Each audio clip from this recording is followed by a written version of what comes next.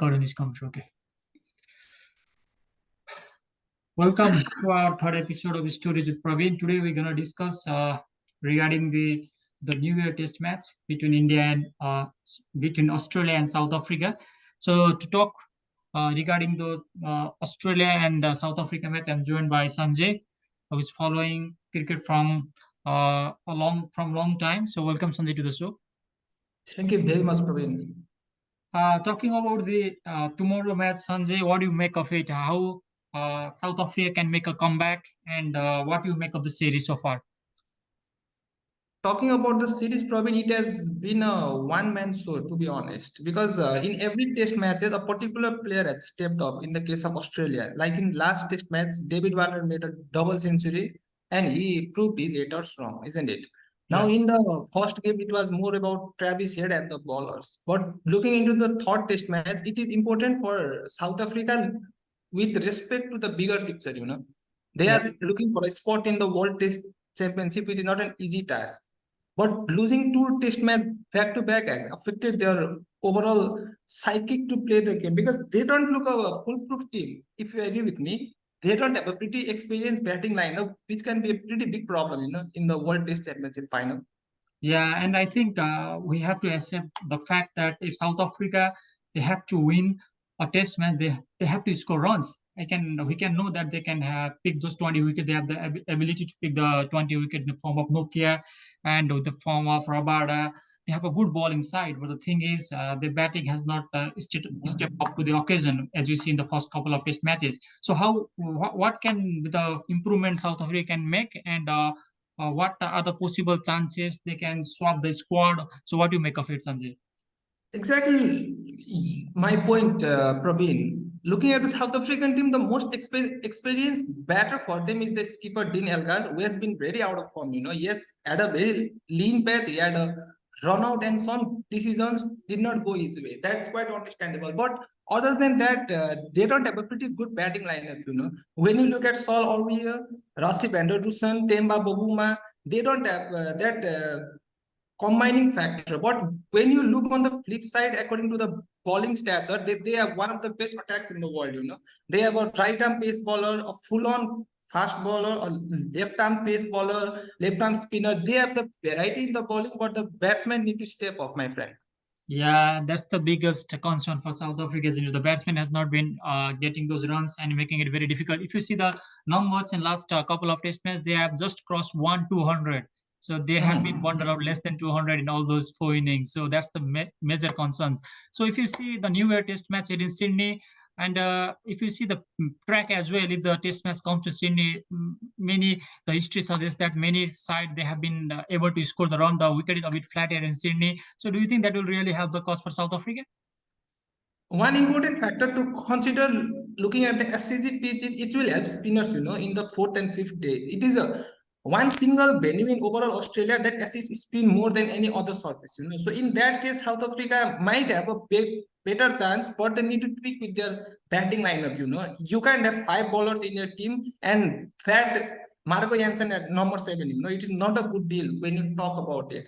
One bigger mistake when you look at the South African team is they didn't pick Aiden Markram before the series, which was a very big problem. He had a very good T20 World Cup here in Australia, but after one or two poor series, he was dropped, which was a bigger concern, And I feel they are underutilizing the likes of Henrik Klaasen. He plays spin very well. He has a very good hand-eye coordination against the fast bowler, but he has not been picked. So South African team must look at their team combination, and playing 5 bowlers is not a good deal in test matches. Australia look to play 4 bowlers and an all-rounder in Cam Green. So in that case, South Africa need to have a binding force in the middle, So playing 5 bowlers is not a good thing against this Australian attack, Yeah, if you see the stats, Sanjay, South Africa have been very fine in the bowling attack. If you see the wicket taker as well, Kagiso Rabada, he has 10 wicket in the series, the one the wicket leader in the tournament. So I think what do you make of the Rabada? How important factor is going to be an SCG that wicket? Because as we know,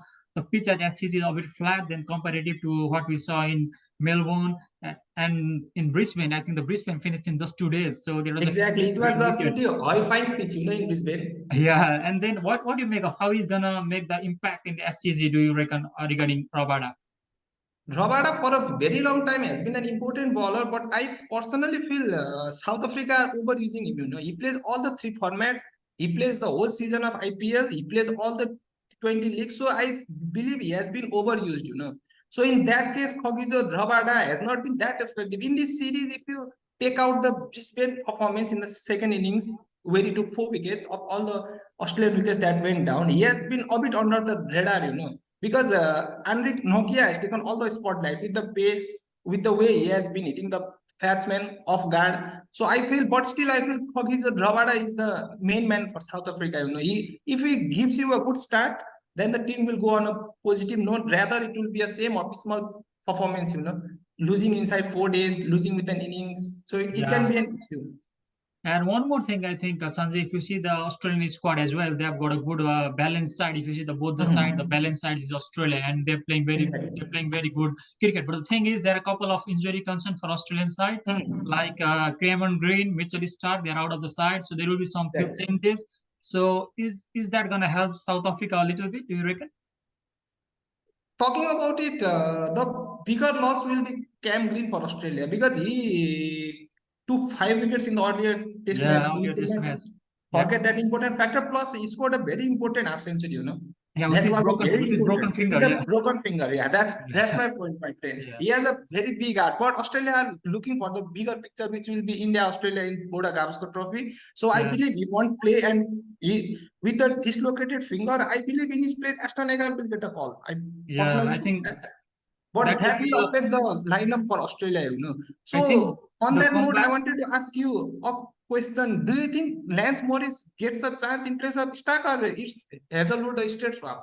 I think the Hazelwood is a straight one. I think because Hazelwood they didn't take a risk in Melbourne and they gave Scott Boland a go for one more Mhm. time because that is his home ground. So I think they Exactly. rested him because it was a injury that needs to be taken care of for a few days time. So I think Mhm. Hazelwood should be there. There will be no other there should not be any dilemma selection dilemma in that case. As you Exactly. mentioned, I think Exactly. Stenagger should get a call for Cameron Green, and they may play two spinner because SCG, as we know, day 4, day 5 is gonna be a good day for the spinners. So that should be Exactly. the combination, I reckon. But the thing is, what do you make of the batting so far in the tournament of Australia, the way they batted? Because everyone is getting, even Alex Carey got 100 in the next last inning that he played in MCG. What's an important factor to consider is that Alex Carey is flying under the radar. He has been scoring some good half centuries, a good century in ODI cricket. He has already done that. But we don't talk about Alex Carey because Steve Smith is there, David Warner is there, Manas Lamskakne has been doing very good, Travis Head has been doing a very good job. So in that case, Alex Carey doesn't get much of the batting accolades, but he's a very fine player. He can play good against spin. He's a good hooker and puller of the cricket ball. And that century in the last game was very crucial, not only for his own confidence, but for the confidence of a team. Because had he not scored runs, there would have been very less batting for Australia. So Australia will manage, I believe, in next test match when we talk about batting. There Yeah. won't be much of a problem. Yeah, if you look out regarding the bowling as well of Australia, they have got a good bowling side. The Pat Cummins, Nathan Lyon, and maybe Stark not in the side. But still, do you think the debutant will make that much of impact in this SCG wicket? What do you make of it? I don't think there will be much changes because Pat Cummins has been the go-to man for Australia.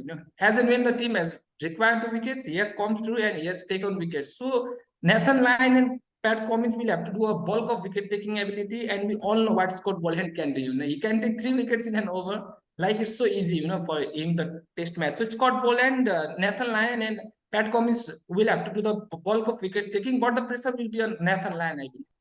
Being the Yeah. spinner of the side, he will have a huge amount of pressure on his shoulders. So, which one of the player, if you have to pick, will be the one of the player to watch out in this Test match? If you have to pick from the both the sides.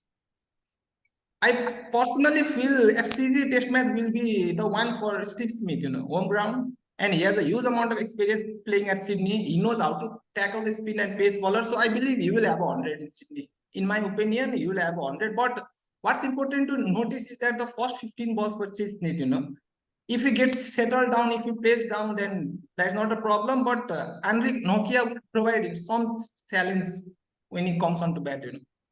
Mm. So if you have to pick one of the batsmen from the both the sides, like from South Africa side, which one will be you'll be picking that will have an impact in this test match?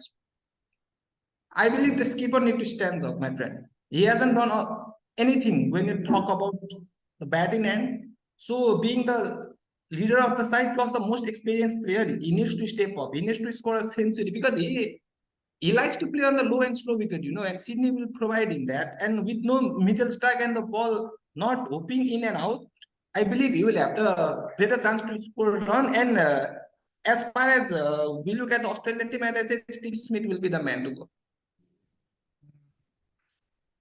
Uh, and what do you make of the importance of this test match going ahead to the test championship standing?